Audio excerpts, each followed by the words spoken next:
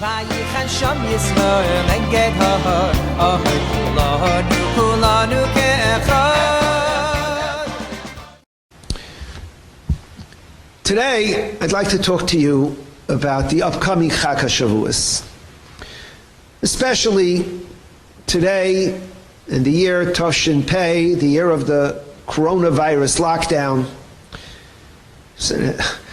It's something we could never have imagined, something we're living through with a state of confusion as to where we're headed, where we're going, what tomorrow, what next month will bring.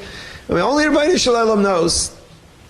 Tell you a secret, every year only the Rabbi Yisroel knows, but this year it's obvious to us all.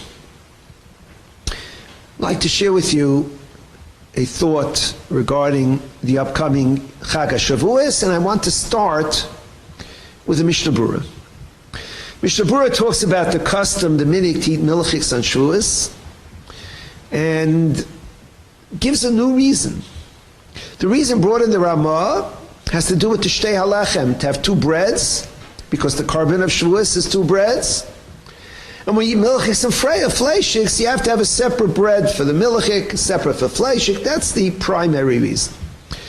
Uncharacteristically, the Mishnah Berurah brings, quote, B'Shem Gadol Echad, Ani Shamati, B'Shem Gadol Echad. And he gives what is certainly the more famous reason, that when Klal Yisrael stood at Har Sinai and when Makabel the Torah, V'yardu min ahar, Lo ymatzu lechal tekef, they didn't find anything that they could eat immediately, Kiyam achale chalav, except for milk. Milk is easily produced, easily made edible. Ki labasar tzar chachana rabba, for meat, it needs a lot of preparation. Lishchait b'sakin boduk, to shecht with a proper knife.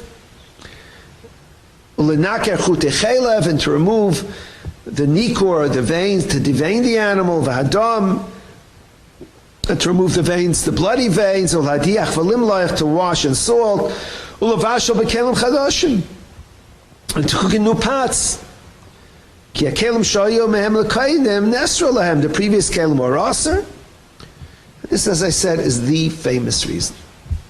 Now, besides for the question of understanding the language of the Mishnah Berurah, because Hakel Moedim Shabbos Nitna Torah, the Torah was given on Shabbos, so they couldn't have meat, not because because it takes time to shecht, but because they're not allowed to shecht on Shabbos.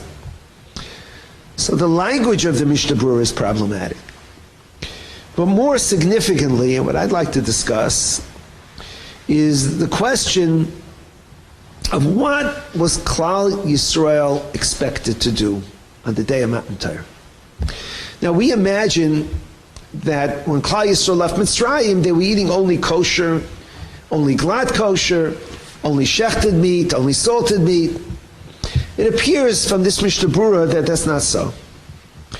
Even though Avraham, Yitzchak, and Yaakov kept Kol HaTorah Kula, but somehow the Hamayin Am of Klal Yisrael, the general population of Klal Yisrael, which was not obligated to eat kosher, was not eating kosher at that time. The Ramban in the beginning of Devarim says very clearly that the mitzvahs that are in Devarim, including benching, were likely not kept for 40 years in the Midbar, because Moshe Rabbeinu informed them of it only immediately before his passing. So that Klal Yisrael kept the mitzvahs and were taught the mitzvahs gradually. The question is, how could it be that at the moment of Matan Torah, they would suddenly, in one moment, be obligated to know the laws of Shechita and to be obligated to shecht? They would know what they're allowed to eat and what they're not allowed to eat. They heard Aseres HaDibros. They heard the Aseres HaDibros that we read in the Torah. They don't include anything about what you eat and what you don't eat. And if it's true, it's certainly true, that all Taryag mitzvahs have a remez in the Aseres HaDibros, but Klal Yisrael, they were still eating treif. They were not holding by knowing all Ramazim. How are we to understand the expectation that Klal Yisrael would come down from Har Sinai and suddenly know how to kasher food, to know what's treif, what's kosher. How could it be? How could it be? Even if HaKadosh Baruch Hu would somehow magically implant a chip where they can get all the information, but it takes time to get all the information. We're human beings. Moshe Rabbeinu learned for 40 days. In one Maimon Har Sinai, before the 40 days, they come down from Har Sinai and they're supposed to know Kol HaTorah Kula. The whole thing is just difficult to understand. And the source is B'Shem Gadol Echad. We trust the Mishnah Berurah, certainly, but it needs some type of a deeper understanding, and that's what I want to share with you as we head to Shavuos. An insight into the physiology of a human being is that the physical body of a human being instinctively knows how to function, instinctively knows what to do. Just a baby, a 1 hour old baby knows to suck and to swallow. No one taught him, but he knows in a natural way. When a baby grows up, he knows to sit up, the head higher than the body. They don't sit up with their feet up and their head down. When they start to walk, there's an instinctive desire for healthy children to be able to walk. I was once on a Bezdin that was toveling a baby, a gerus of a ger cotton. The father went into the mikveh, the baby in his arms, and slowly lowered the baby into the mikveh water.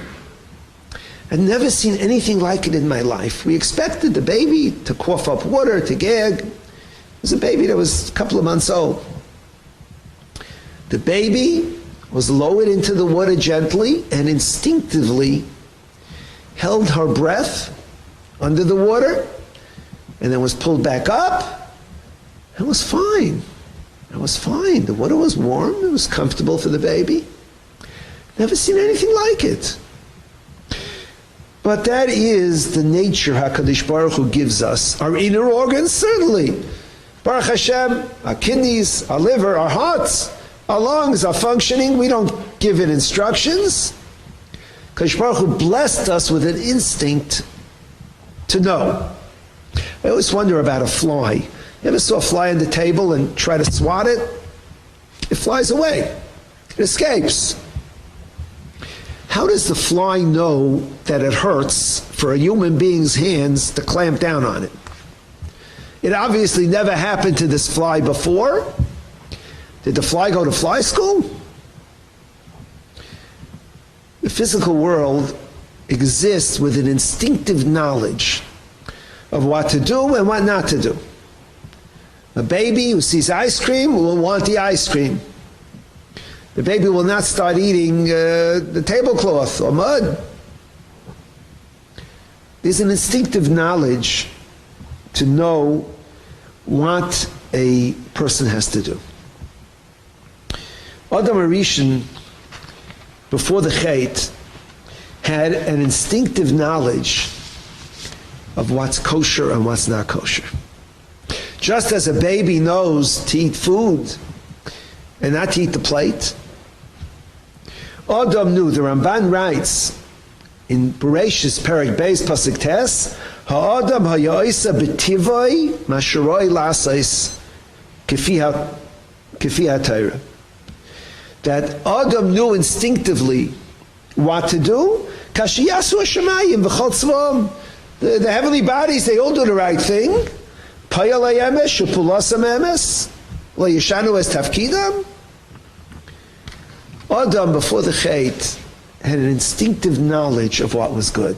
Just like no human being would put a thorn beged on his body as a coat because thorns hurt, Adam would not put shatnez on his body because shatnez does not belong on the body. Adam Kaidem HaChet had that level of existence that there was an instinctive knowledge of what was good. When the Gedolei Olam talk about the Yetzer Hara was chutz mei Adam, not toich Adam, this is what they mean.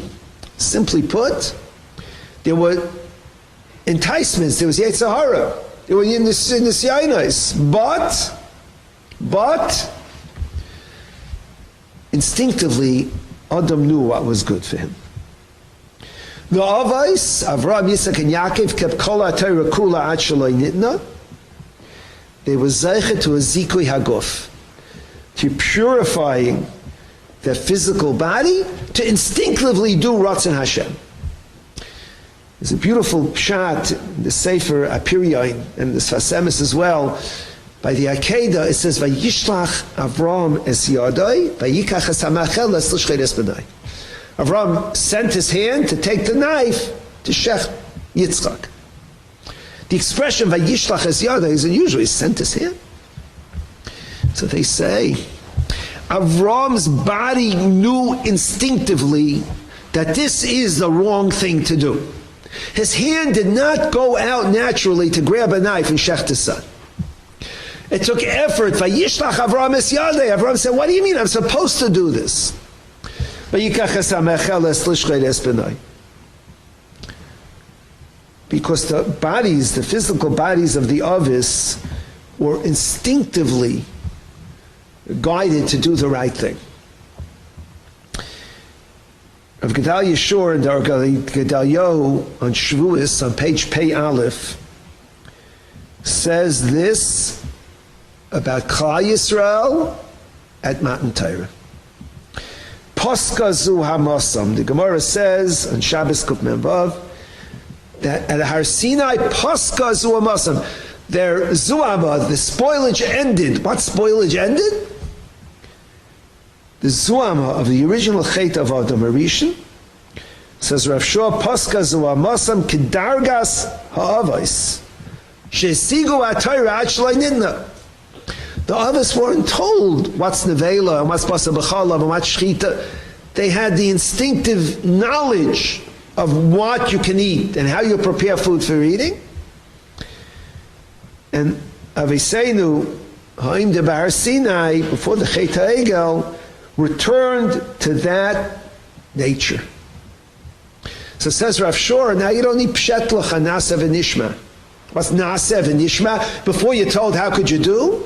The Pashit, you could do before you're told, because instinctively, Klal Yisrael knew this is not right. This is the wrong thing to wear, wrong thing to eat, the wrong thing to say.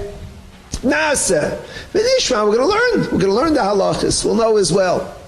Nasa and then Nishma. Now, of course, this answers our kasha on the Mishnah Berurah. It answers our kasha.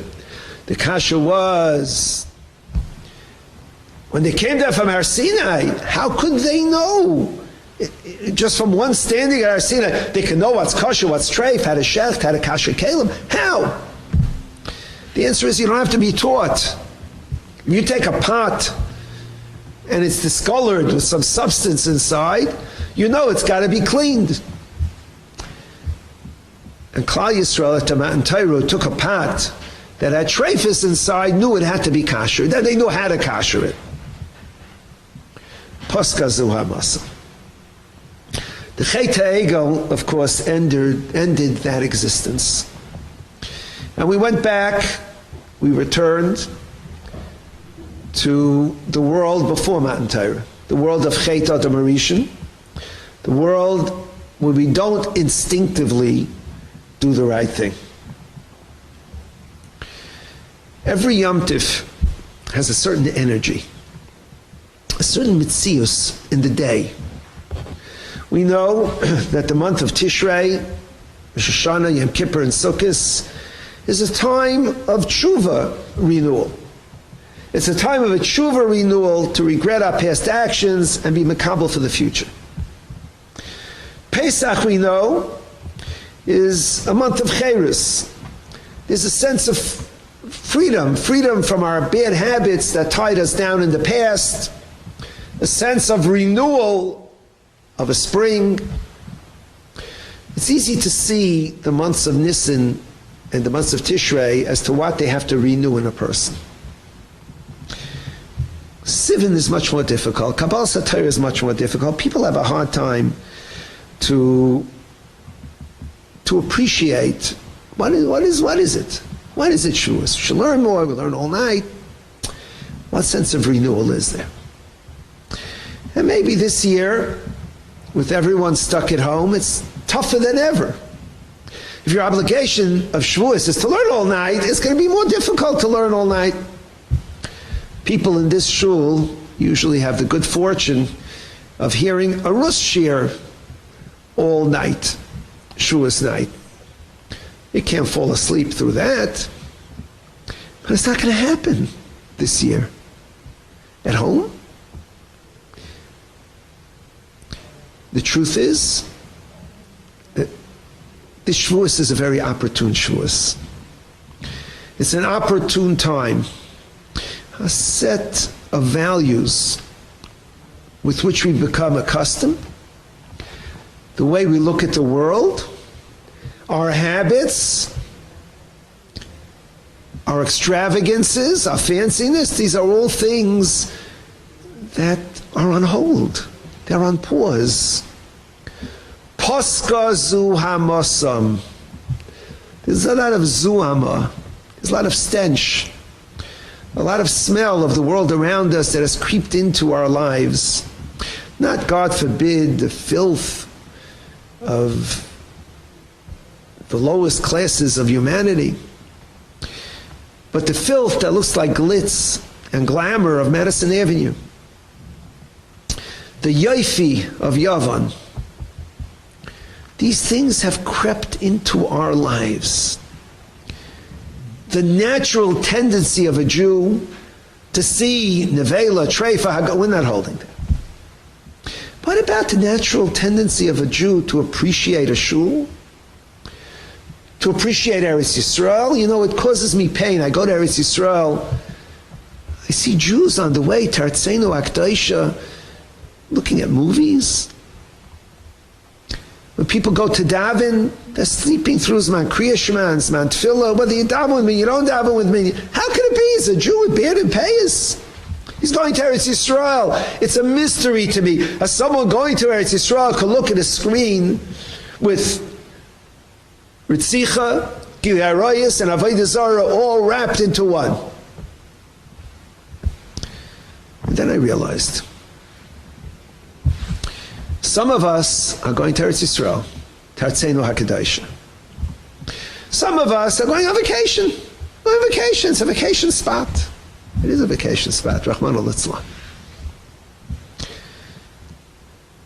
Today, we can't get to Eretz Yisrael.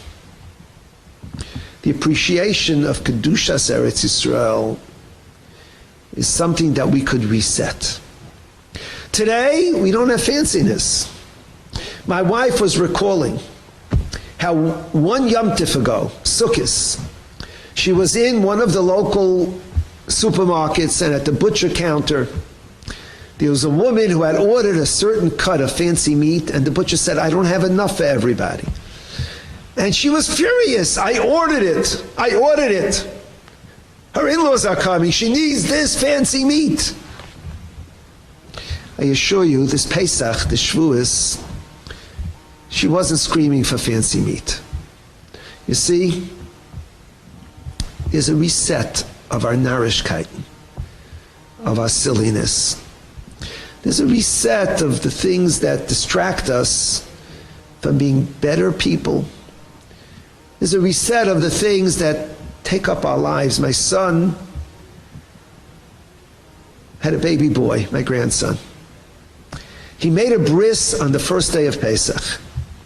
In his home in Lakewood, he was the sandik, and there was a mayol, and that's it. His three older boys was there. It was the fourth bris, Baruch Hashem. He said he had never experienced such a bris. The focus was only on the mitzvah. There was nothing else. Nothing else. There were no balloons. Not that, God forbid, he would have balloons anyway. There were no bagels, no guests to greet. Focus on the mitzvah. I was Mesadik Kedushin at a wedding of a young man in my shiur. 10 men and myself, and we realized we needed a second kosher aid. The 10 men were all relatives. A simple wedding. My focus was on doing it right, on Dvarim Shebikdusha, and that was it. Paskazu Amasam, on our level. We can do it. We can make it happen. This Shavuos, we can make it happen. We could have a new Kabbalah Satira. The air of Shavuos is Paskazu Amasam. We should do it. We can do it. And many of us will be part of the group that makes it happen. It'll be a wonderful, wonderful Chag HaShavuos. Last year there was an ad in our magazine. It said, Shavuos is not just cheesecake. And underneath it showed that Shavuos is blintzes. And this year, Shavuos is not cheesecake or blintzes. Shavuos is Kabbalah Satira. May it be a Kabbalah Satira for you, for me, for all of Klal Yisrael, as we come out of this nightmarish time into a time of greater joy. A good Yom Tiv to one and all.